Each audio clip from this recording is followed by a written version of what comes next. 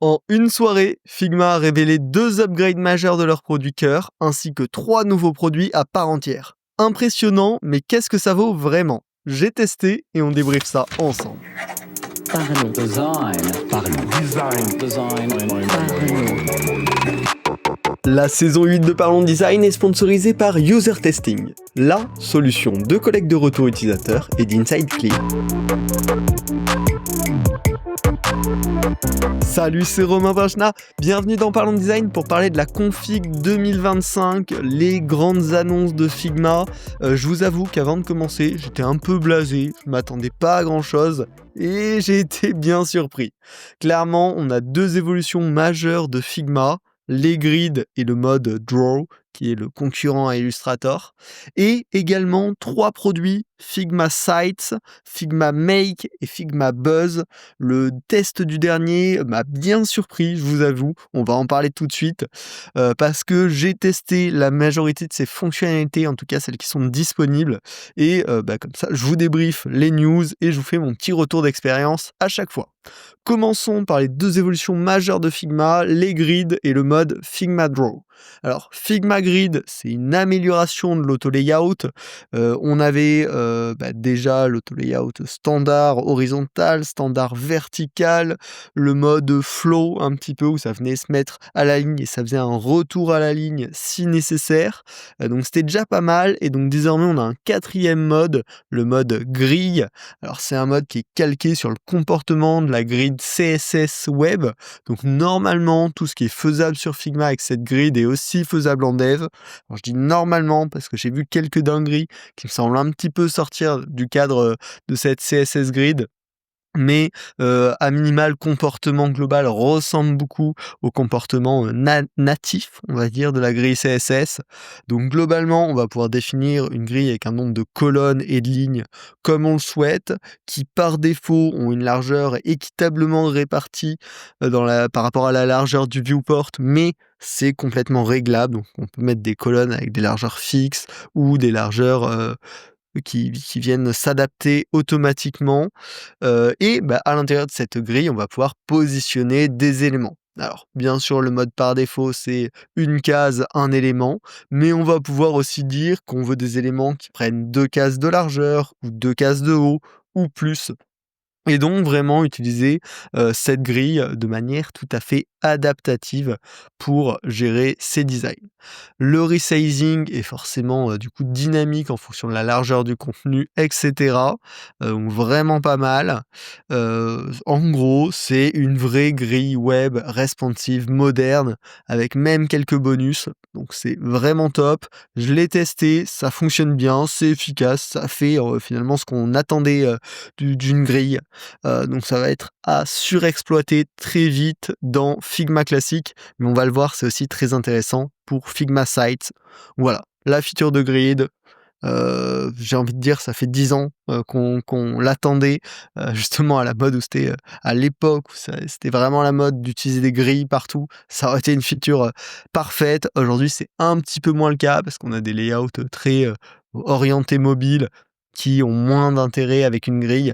Mais voilà, pour tous ceux qui travaillent sur desktop, ça va être un truc hyper intéressant et pas que. La 2e grosse annonce qui est directement sur le produit Figma, c'est Figma Draw, qui est clairement un Illustrator killer, un vrai mode de création visuelle dans Figma. Alors ça s'articule comment? Ça reste dans les fichiers Figma classiques. Avant, on avait le toggle entre le mode design et le mode dev. Désormais, il y a une 3e option qui s'est rajoutée, qui est l'option Draw.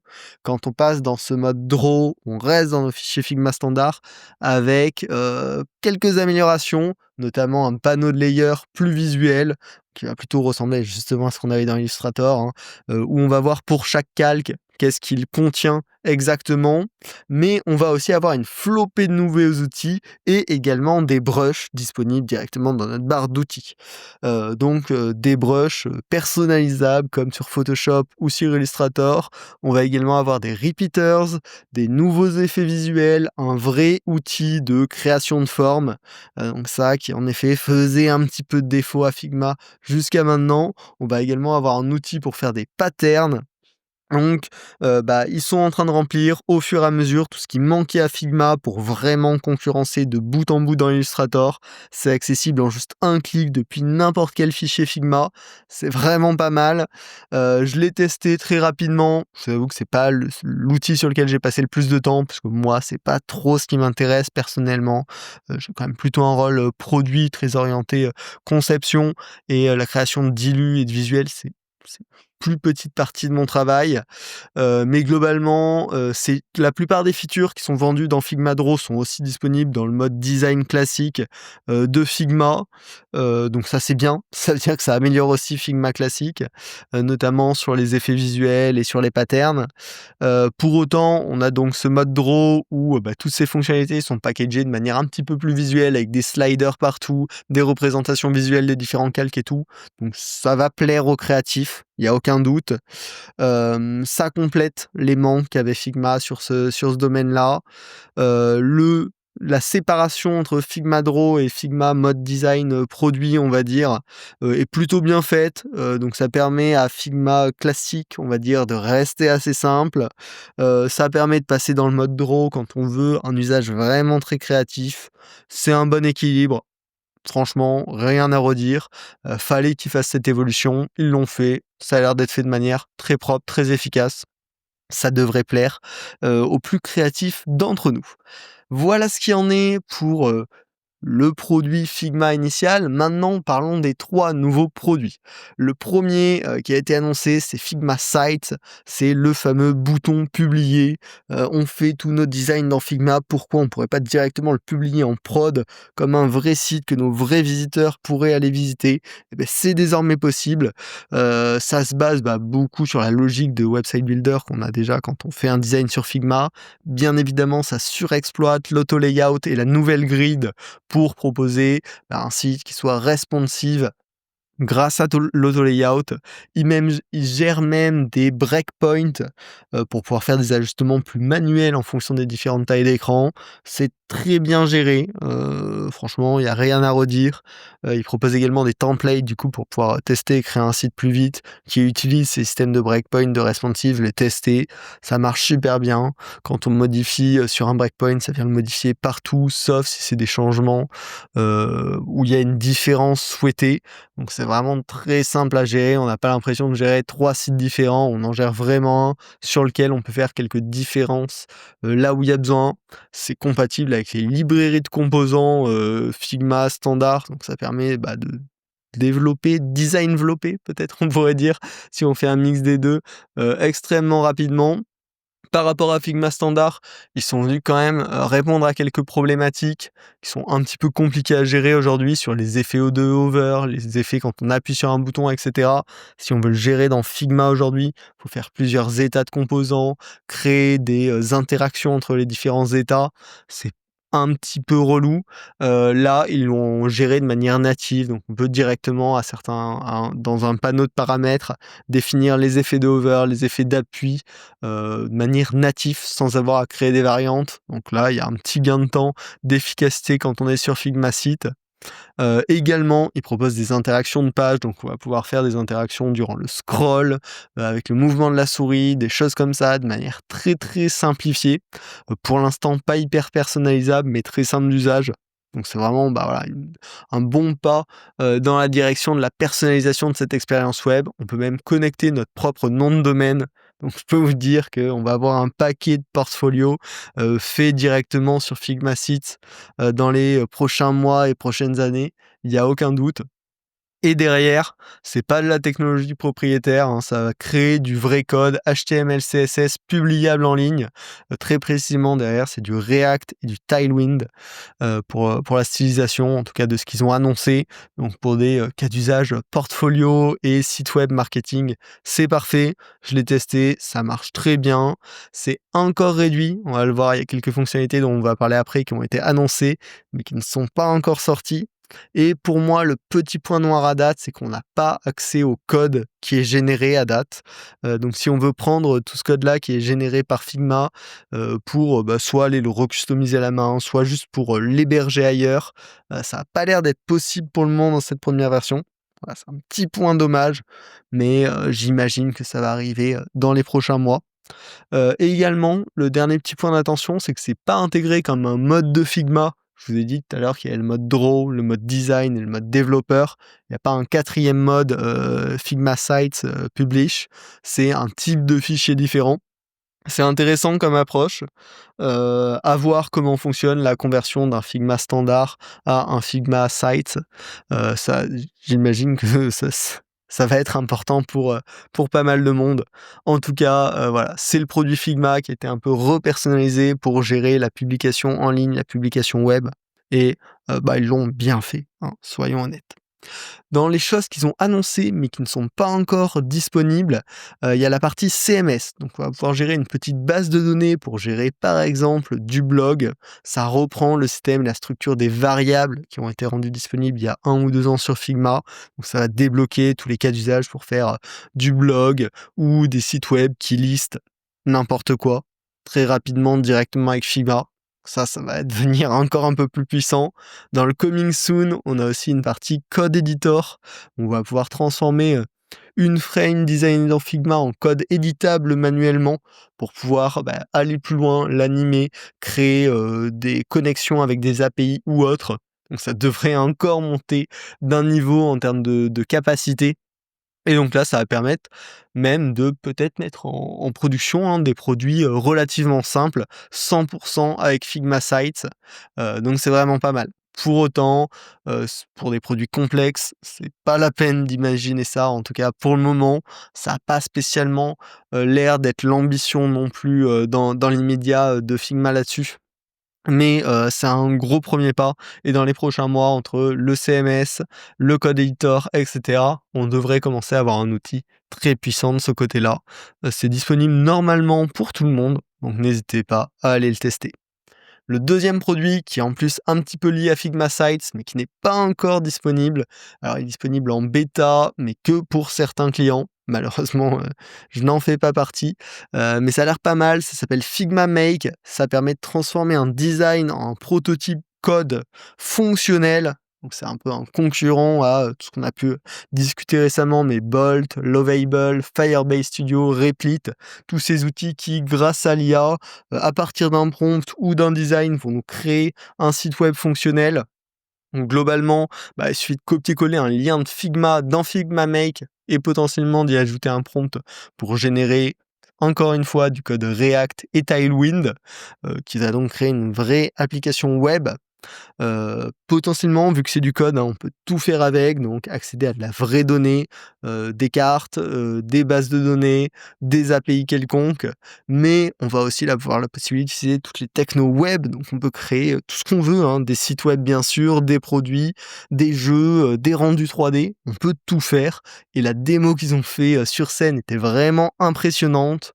Pour autant, on se calme, tous les outils, hein, je les ai cités avant, Bolt, Lovable, Firebase Studio, Replit, font des démos de fou.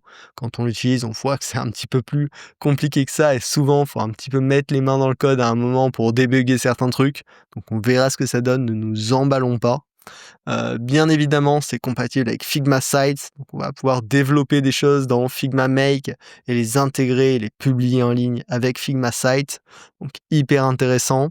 Ils ont aussi, démo la possibilité d'éditer en mode no code sur le site qui a été généré par l'IA. Donc ça a l'air bien et ce que j'ai oublié de préciser, c'est que ça utilise les prototypes des maquettes pour, générer aussi toutes les interactions et donc très rapidement créer un vrai site fonctionnel. Voilà, le seul warning, c'est que pour l'instant, ça a été uniquement release en bêta. Dylan Field sur scène, après la présentation de Figma Make, a dit: «Attention, les résultats de l'IA sont non déterministiques, donc on peut pas vous assurer un très bon résultat, dans 100 des cas». Ça peut inquiéter un petit peu sur, la qualité de cette première version du produit. Mais bon, on va voir, il y a pas de raison, il y a beaucoup de concurrents qui l'ont fait très bien. Donc je pense que Figma le fera très bien également et puis eux, ils ont la chance d'être connectés directement à la source, design et on aura peut-être une meilleure fidélité par rapport au design que, l'avaient les précédents produits qu'on a pu citer. Donc j'y ai pas accès pour l'instant, mais sans aucun doute, dès que j'y aurai accès, je vous ferai un test un petit peu en profondeur de Figma Make. Enfin, le dernier produit annoncé, c'était Figma Buzz. C'est celui qui m'a vraiment bien surpris. C'est l'alternative par Figma à la suite Canva pour créer des contenus marketing. Ça simplifie énormément l'usage de templates pour les marketeurs. Ça permet la création de contenu en masse. C'est-à-dire vous créez un premier template, de publicité. Vous avez un CSV, donc un tableur avec 15 contenus différentes campagnes et ça va permettre de générer en masse, basé sur le template initial, toutes les campagnes avec les différents contenus. J'ai été hyper surpris de manière positive quand je l'ai testé. Comme sur Figma Slide, on a le toggle entre le mode design et le mode marketing. Donc ça permet à nous les designers qui maîtrisons bien Figma de faire des choses très avancées très rapidement. Et ça permet potentiellement aux marketeurs là, qui sont la cible clairement de Figma Buzz de pouvoir l'utiliser de manière un petit peu plus restreinte, mais surtout beaucoup plus simple. Donc ça fonctionne bien quand même ce switch entre les modes. La création en batch de publicité ou d'éléments de communication fonctionne super bien. J'ai testé ça depuis un CSV. M'étais créé mon petit template dans un CSV. J'avais 3 lignes de contenu différents. C'est top. Et ça gère beaucoup de formats différents. Donc non, l'outil marche bien et ça peut être un très bon environnement de collaboration entre designers et marketeurs. Voilà, moi je pense que je vais l'utiliser même juste pour moi, pour mes coms LinkedIn ou les coms autour du podcast, parce que finalement ça va être un outil de gain de temps, hein. Une fois qu'on a créé ces templates, on n'a plus qu'à les utiliser, c'est hyper simple, c'est hyper intuitif à l'usage, donc vraiment cool. Bref, Config 2025, c'était une grosse conférence. Figma avance à une vitesse impressionnante et market surtout très bien tout ce qui sort. Donc c'est hyper inspirant, hyper intéressant. J'ai un poil peur d'être déçu de Figma Make, qui, à mon sens, est l'annonce la plus intéressante pour les product designers, parce qu'aujourd'hui, c'est ça qui nous permet vraiment de mieux prototyper, d'aller chercher de l'insight plus rapidement. Donc je vais sauter dessus dès que j'aurai l'occasion de le tester, on pourra en discuter ensemble.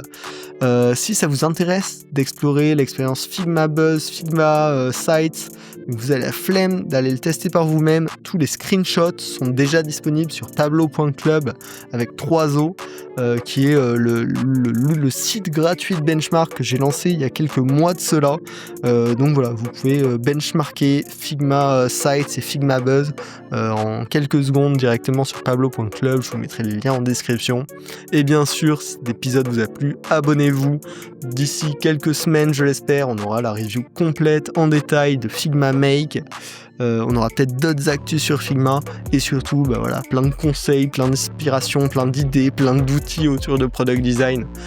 Donc voilà, rejoignez la communauté Parlons Design. Bref, j'espère que ça vous a plu. On se retrouve la semaine prochaine pour un nouvel épisode. Salut. Parlons design.